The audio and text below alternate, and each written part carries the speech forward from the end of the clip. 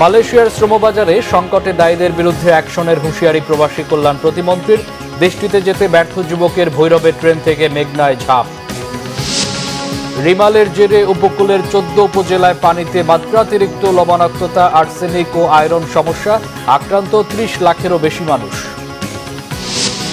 4টি পয়েন্টে সুরমা কুশিয়ারার পানি এখনো বিপদসীমার উপরে। সিলেটের বন্যা কবলিত 7 উপজেলায় 5,000 মানুষ বিভিন্ন আশ্রয়কেন্দ্রে। দেখছিলেন বিআরবি কেবল সংবাদ শিরোনাম, এবার বিস্তারিত। মালয়েশিয়ায় কর্মী পাঠাতে সংকটের জন্য যারা দায়ী তাদের বিরুদ্ধে ব্যবস্থা নেয়ার হুঁশিয়ারি দিয়েছেন প্রবাসী কল্যাণ ও বৈদেশিক কর্মসংস্থান প্রতিমন্ত্রী শফিকুর রহমান চৌধুরী। দুপুরে সিলেটে সরকারি আলিয়া মাদ্রাসা পরিদর্শন ও মত বিনিময় সভা শেষে সাংবাদিকদের তিনি এসব কথা বলেন। প্রতিমন্ত্রী বলেন, মালয়েশিয়ায় কর্মী পাঠাতে না পারার কারণ অনুসন্ধানে তদন্ত কমিটি গঠন করা হবে। এই সংকট তৈরির পেছনে জড়িতদের খুঁজে বের করে শাস্তিমূলক ব্যবস্থা নেওয়া হবে। যাদের ভিসা হয়েছে তাদের তালিকা দিতে পারেনি বায়রা, যার কারণে ফ্লাইটের সমস্যা হয়েছে। মালয়েশিয়া সরকারকে সময় বাড়ানোর জন্য চিঠি দেওয়া হয়েছে বলেও জানান প্রতিমন্ত্রী, তবে এখনও সেই চিঠির জবাব আসেনি।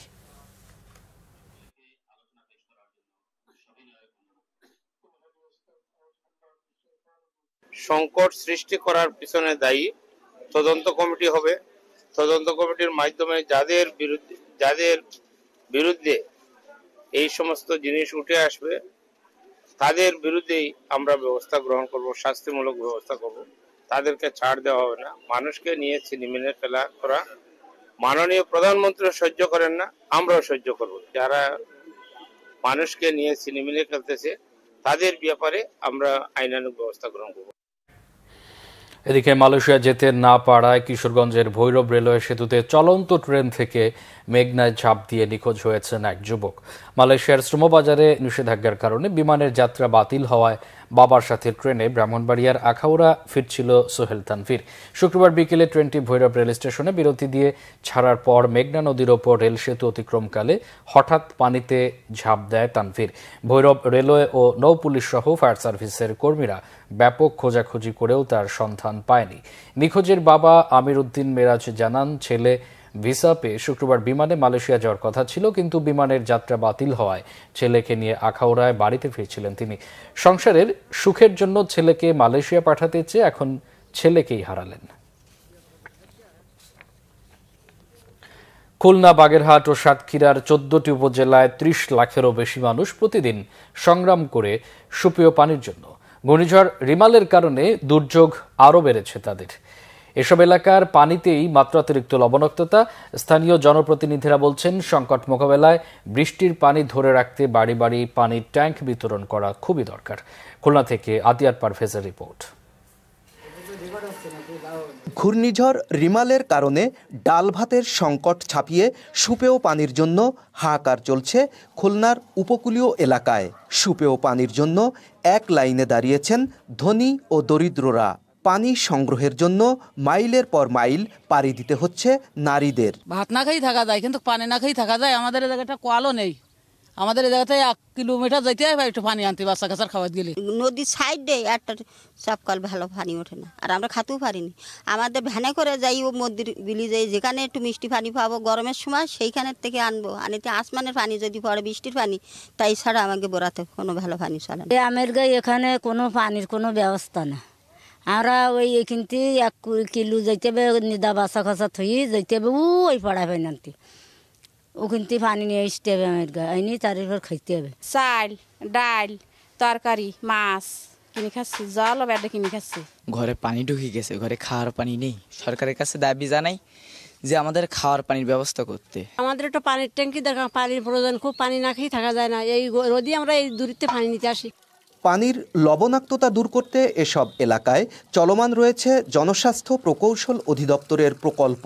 শেষ হলে সুপেয় পানির সংকট দূর হবে বলে আশা তাদের। পানিবাহিত রোগে কারো মৃত্যু না হওয়াকে সাফল্য হিসেবে দেখছে তারা। পানিবাহিত কোনো রোগে আক্রান্ত হয়ে কেউ মারা যায়নি বা পানির সংকট এইভাবে এখনো পর্যন্ত এইভাবে দেখা দেয়নি। এবং এই প্রকল্পগুলো বাস্তবায়ন শেষ হলে মানুষজন আরও বেশি উপকৃত হবে, নিরাপদ খাবার পানির সুবিধা পাবে। লবণাক্ততার পাশাপাশি আর্সেনিক ও আয়রন সমস্যাও প্রকট উপকূলীয় এলাকায়। খানা তালিকা অনুযায়ী পানির ট্যাঙ্ক বরাদ্দের দাবি জনপ্রতিনিধিদের। বেশিরভাগ জায়গায় ওভারফ্লো হয়েছে, যেখানে বাঁধ দুর্বল ছিল সেই ওভারফ্লো হওয়ার ওই জায়গা থেকেই বাঁধ ভেঙে গেছে, ভেঙেও পোল্ডার অভ্যন্তরে পানি প্রবেশ করছে। আর পোল্ডার অভ্যন্তরে পানি প্রবেশ করা মানে বহুবিধ ক্ষতি হওয়া। কোনো কোনো জায়গায় ফসল আছে, কোনো কোনো জায়গায় মানুষের বসত বাড়ি আছে, সেই বসত ঘরে পানি উঠে গেছে। চারদিকে থই থই পানির মধ্যে খাবার পানি খুঁজে ফেরে দুর্গতরা। ঘরে ঘরে সুপেয় পানির ব্যবস্থা করার জন্য সরকারের কাছে দাবি জানিয়েছেন উপকূলীয় এলাকার মানুষ। আতিয়ার পারভেজ, বাংলা ভিশন, খুলনা। সিলেটের বন্যা পরিস্থিতি অপরিবর্তিত রয়েছে। উজানে বৃষ্টিপাত কম হওয়ায় সুরমা, কুশিয়ারা সহ সকল নদ নদীর পানি কমছে, যদিও 4টি পয়েন্টে এখনও বিপদসীমার উপর দিয়ে বইছে। বন্যা কবলিত 7 উপজেলায় প্রায় 5,000 মানুষ বিভিন্ন আশ্রয় কেন্দ্রে অবস্থান নিয়েছেন, তবে পানি কমতে থাকায় নতুন করে আর কেউ আশ্রয় নেয়নি। হাওড়ে পানির উচ্চতা কমেনি, নগরীর নদী তীরবর্তী কয়েকটি এলাকায় পানি ঢুকছে। এদিকে বন্যা পরিস্থিতি মোকাবেলায় সিলেট সিটি কর্পোরেশনের পক্ষ থেকে শুকনো খাবার সহ ত্রাণ বিতরণ করা হয়েছে। বেনাপোল থেকে মোংলা রুটে আনুষ্ঠানিকভাবে যাত্রা শুরু করেছে যাত্রীবাহী ট্রেন। সকালে 500 যাত্রী নিয়ে মোংলার উদ্দেশ্যে ছেড়ে যাওয়া ট্রেনটি নাফারন, জিকরগাছা, যশোর জংশন, রূপদিয়া, মোহাম্মদনগর ও দিগরাজ স্টেশনে যাত্রাবিরতির পর মোংলায় পৌঁছায়। বেনাপোল থেকে মোংলা 138.64 কিলোমিটার দূরত্বে ট্রেনটির সময় লাগে 2 ঘন্টা 50 মিনিট। রেলওয়ে পশ্চিমাঞ্চলের জেনারেল ম্যানেজার অসীম কুমার তালুকদার জানান, গত 1 নভেম্বর খুলনা থেকে মোংলা পর্যন্ত রেল লাইনের পরীক্ষামূলক উদ্বোধন করা হয়। উদ্বোধনের প্রায় 7 মাস পর এই রুটে ট্রেন চলাচল শুরু হলো। প্রধান বিচারপতি ওবায়দুল হাসান বলেছেন, প্রত্যেক নাগরিকেরই আইনের আশ্রয় ও ন্যায় বিচার প্রাপ্তির অধিকার আছে। মানুষের সেই অধিকার নিশ্চিত করতে জেলা জজরা সাধ্যমতো চেষ্টা করে যাচ্ছেন। মামলাগুলো দ্রুত নিষ্পত্তি করতে নির্দেশ দেন প্রধান বিচারপতি। সকালে ময়মনসিংহ জজ আদালতে বিচার প্রার্থীদের জন্য বিশ্রামাগার ন্যায়কুঞ্জ উদ্বোধনকালে তিনি এসব কথা বলেন। উদ্বোধন শেষে টাউন হল অ্যাডভোকেট তারেক স্মৃতি অডিটোরিয়ামে জেলা আইনজীবী সমিতির সংবর্ধনা অনুষ্ঠানে যোগ দেন প্রধান বিচারপতি।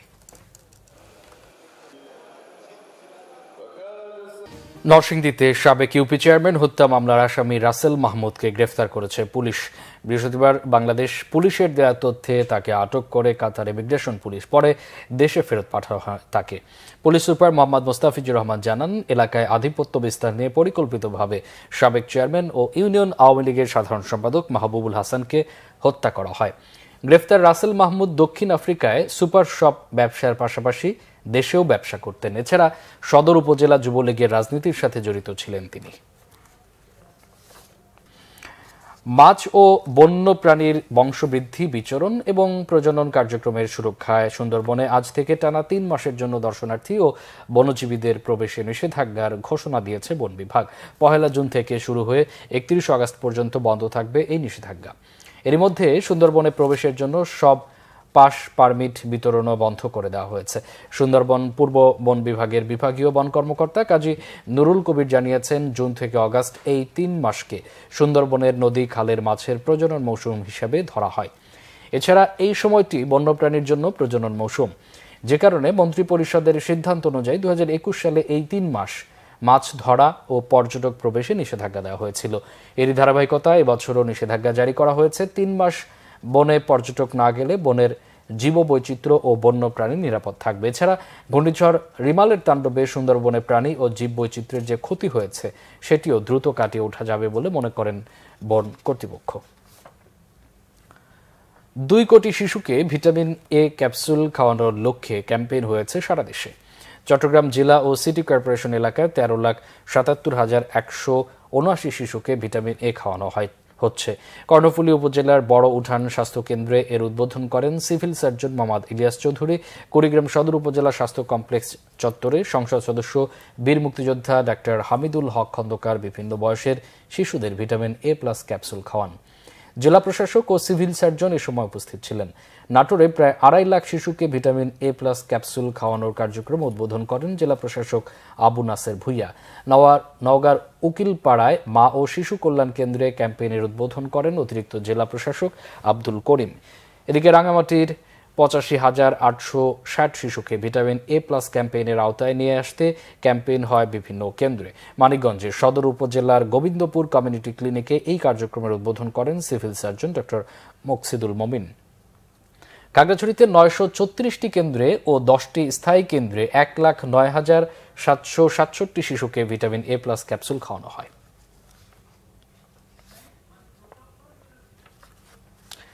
সিরাজগঞ্জে কোরবানির জন্য প্রস্তুত করা হয়েছে 6.25 লাখ পশু। জেলার চাহিদার তুলনায় যা দ্বিগুণ। লাভজনক হওয়ায় নানা পেশার মানুষ গড়ে তুলেছেন গরুর খামার। আমদানি না হলে ন্যায্য দাম পাওয়ার আশা খামারিদের। দেশের বাইরে থেকে গরু না আনার বিষয়টি নিশ্চিত করেছেন প্রাণী সম্পদ কর্মকর্তা। সিরাজগঞ্জ প্রতিনিধি হারুনা রশিদ খান হাসানের তথ্য চিত্রে দেখুন ডেস্ক রিপোর্ট। সিরাজগঞ্জের মুলিবাড়ি নিজ বাড়িতেই গরুর খামার গড়ে তুলেছেন ইউনিয়ন চেয়ারম্যান, স্থানীয় আওয়ামী লীগ নেতা ও পরিবহন ব্যবসায়ী মোহাম্মদ নবিদুল ইসলাম। ব্যস্ত সময় পার করছেন কোরবানির পশু লালন পালনে। গরুর ফার্ম কিন্তু লাভজনক, কিন্তু গরুর দুটি বিষয় আপনাকে লক্ষ্য নিয়ে কিনতে হবে। প্রথমে গরুর যে কিনতে গেলে গরুর কোয়ালিটি সম্পূর্ণ কিনতে হবে, হাত পা মোটা তাজা গরু কিনতে হবে। আর বিশেষ করে খাদ্য, যে খাদ্যটা এই খাদ্যটা মিক্সার জাতীয় খাদ্য খিলাইতে হবে। বিশেষ করে যে আমরা ঘুমের ভুসির উপর নির্ভর করি, এটা নির্ভর না করে বিভিন্নভাবে আমরা খাদ্য মিক্সার করে খিলাইতে হবে, তাতে গরু আমাদের মোটা তাজা বেশি হয়। ইউনিয়ন চেয়ারম্যান নবিদুলের মতো ভিন্ন ভিন্ন পেশার মানুষ এখন গরু পালন করছেন। 16টা গরু রেডি করেছিলাম, তার মধ্যে অলরেডি 15টা আমি বিভিন্ন সময় বিক্রি করে দিয়েছি। এখন আমার আপাতত আর একটি গরু আছে। আমরা আসলে পুরোদমে প্রাকৃতিকভাবে যে খাওয়া দাওয়া করে গরু লালন পালন করা হয় সেভাবেই করে থাকি। খামারিরা জানিয়েছেন সম্পূর্ণ প্রাকৃতিক উপায়ে স্বাস্থ্যসম্মত খাবার খাওয়ানোর কারণে বাজারে এসব গরুর বেশ চাহিদা রয়েছে। ফলে প্রতি বছরই গরুর সংখ্যা বাড়ছে। সুস্থ গরু কেনার উদ্দেশ্যে মূলত কোরবানি দেওয়ার উদ্দেশ্যে মূলত একটা সুস্থ গরু কেনার জন্য এখানে আসা। সর্বোচ্চ আপনার 6 লাখ থেকে 7 লাখের ভিতর, আর সর্বনিম্ন হচ্ছে আপনার 1 থেকে 1.5 লাখ টাকার ভিতরে। কয়েক আইটেম মিলে এক জায়গায় মিশ্রণ করে হেরে খাবার তৈরি করে প্যাকেট করে রাখি, ওখান থেকে নিয়ে গরু খাওয়াই। জেলার 9টি উপজেলায় ছোট বড় মিলিয়ে 17,000 খামারি রয়েছে। এসব খামারে কোরবানির উপযুক্ত করা হয়েছে 6 লাখের বেশি পশু।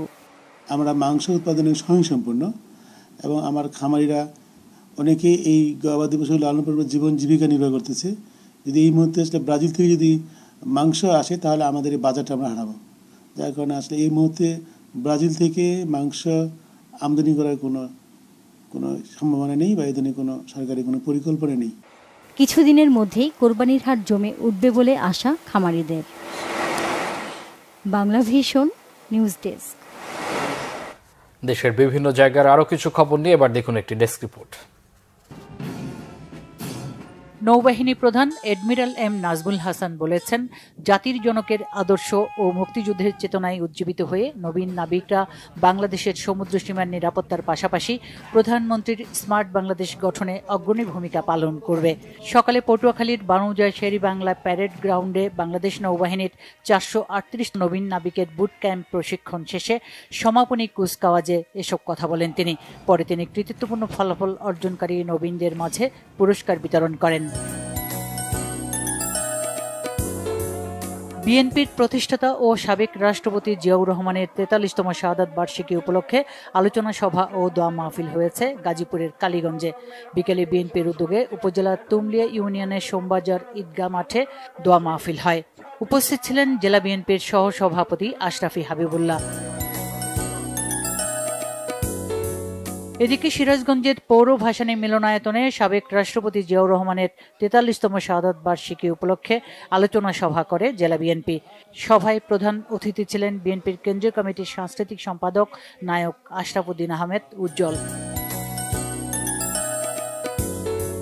ঝিনাইদহ 4 আসনের সংসদ সদস্য আনোয়ারুল আজিম আনার হত্যার ঘটনায় সংবাদ সম্মেলন করেছেন তার নির্বাচনী এলাকার জনপ্রতিনিধিরা। সকালে উপজেলার ভূষণ হাই স্কুল মাঠে সংবাদ সম্মেলনের আয়োজন করা হয়। এতে বক্তারা হত্যা হলে লাশ চাই, নিখোঁজ হলে সন্ধান চাই সহ তাঁর ব্যবহৃত পাসপোর্ট, ঘড়ি, আংটি ও রক্তমাখা পোশাক উদ্ধারের দাবি জানান। দুর্ধর্ষ ডাকাত মানিক বাহিনীর হাত থেকে কৃষক বাঁচাও প্রতিবাদে মানববন্ধন হয়েছে কিশোরগঞ্জে। উপজেলার বোলাই ইউনিয়নের পাতালজান এলাকায় এই কর্মসূচি হয়। দেশের সার্বিক উন্নয়ন নিশ্চিত করতে স্বাস্থ্য, শিক্ষা, কৃষি, নারী ও শিশু সহ সরকারি ও বেসরকারিভাবে একসাথে কাজ করতে সমঝোতা স্মারক সই হয়েছে রংপুরে। RDRS হলরুমে অনুষ্ঠানে উপস্থিত ছিলেন এনজিও বিষয়ক ব্যুরোর মহাপরিচালক সাইদুর রহমান। ফরিদপুরের ভাঙ্গা উপজেলা পরিষদ নির্বাচনের ফলাফল প্রত্যাখ্যান করে পুনরায় ভোট নেওয়ার দাবি জানিয়েছেন ঘোড়া প্রতীকের চেয়ারম্যান প্রার্থী মোহাম্মদ মোখলেসুর রহমান সুমন। নিজ বাসভবনে সংবাদ সম্মেলনে তিনি নির্বাচনে জাল ভোট, ভোটারদের ভয় ভীতি সহ বিভিন্ন অভিযোগ তুলে ধরেন। বেসরকারি স্বাস্থ্য সেক্টরের শ্রমিকদের ন্যূনতম মজুরি 20,000 টাকার দাবিতে মানববন্ধন হয়েছে চট্টগ্রামে। স্থানীয় প্রেস ক্লাবে এ কর্মসূচি পালন হয়। এতে গ্যাস, বিদ্যুৎ, পানি, ওষুধ, চিকিৎসা ব্যয় বেড়ে যাওয়ায় এ দাবি জানানো হয়। বৈশ্বিক পুষ্টিতে দুধ অপরিহার্য, এই প্রতিপাদ্য নিয়ে বিশ্ব দুগ্ধ দিবস পালিত হয়েছে জয়পুরহাটে। এ উপলক্ষে জেলা প্রাণী সম্পদ অফিস চত্বর থেকে একটি র্যালি শহরের প্রধান সড়কগুলো ঘুরে আসে। উপস্থিত ছিলেন সংসদ সদস্য অ্যাডভোকেট শামসুল আলম দুদু। সাতক্ষীরায় বঙ্গবন্ধু সৈনিক লীগের নবগঠিত কমিটির পরিচিতি ও আলোচনা সভা হয়েছে। জেলা শিল্পকলা একাডেমিতে অনুষ্ঠিত সভায় প্রধান অতিথি ছিলেন বঙ্গবন্ধু সৈনিক লীগের কেন্দ্রীয় কমিটির সভাপতি বীর মুক্তিযোদ্ধা আলহাজ হারুন রশিদ। আধুনিক বাড়ি নির্মাণ কৌশল বিষয়ক কর্মশালা ও প্রকল্প পরিচিতি সভা হয়েছে সাভারে। সাভার পৌর এলাকার শিমুলতলায় একটি রেস্টুরেন্টে আয়োজিত সভায় সভাপতিত্ব করেন সাফা গ্রুপের চেয়ারম্যান আবুল কাশেম। এতে বিভিন্ন রড, সিমেন্ট ও টাইলস কোম্পানির কর্মকর্তা, বিভিন্ন প্রতিষ্ঠানের প্রকৌশলী সহ গণ্যমান্য ব্যক্তিরা উপস্থিত ছিলেন। টাঙ্গাইলের দেলদুয়ার উপজেলার হস্তশিল্প উদ্যোক্তা, কারিগর ও অংশীজনদের অংশগ্রহণে মতবিনিময় সভা হয়েছে। সকালে দেলদুয়ার উপজেলা প্রশাসন এ সভার আয়োজন করে। Bangla vision news desk. সংবাদ শেষ করব। বিআরবি কেবল শিরোনামগুলো আরেকবার জানিয়ে। মালয়েশিয়ার শ্রমবাজারের সংকটে দায়ীদের বিরুদ্ধে অ্যাকশনের হুঁশিয়ারি প্রবাসী কল্যাণ প্রতিমন্ত্রী। দেশটিতে যেতে ব্যর্থ যুবকের ভৈরবের ট্রেন থেকে মেঘনায় ঝাঁপ। রিমালের জেরে উপকূলের 14 উপজেলায় পানিতে মাত্রাতিরিক্ত লবণাক্ততা, আর্সেনিক ও আয়রন সমস্যা, আক্রান্ত 30 লাখেরও বেশি মানুষ। 4টি পয়েন্টে সুরমা কুশিয়ারার পানি এখনও বিপদসীমার উপরে। সিলেটের বন্যা কবলিত 7 উপজেলায় 5,000 মানুষ বিভিন্ন আশ্রয়কেন্দ্রে। এই ছিল এখনকার মতো। পরে সংবাদ সন্ধ্যা 7:30টায়। এছাড়া বাংলা ভিশন সংবাদ ও সংবাদ সংশ্লিষ্ট অনুষ্ঠান দেখতে ভিজিট করুন www.bfnews24.com ও facebook.com/banglavisionnews এবং সাবস্ক্রাইব করুন youtube.com/banglavisionnews। এতক্ষণ সাথে থাকায় অসংখ্য ধন্যবাদ।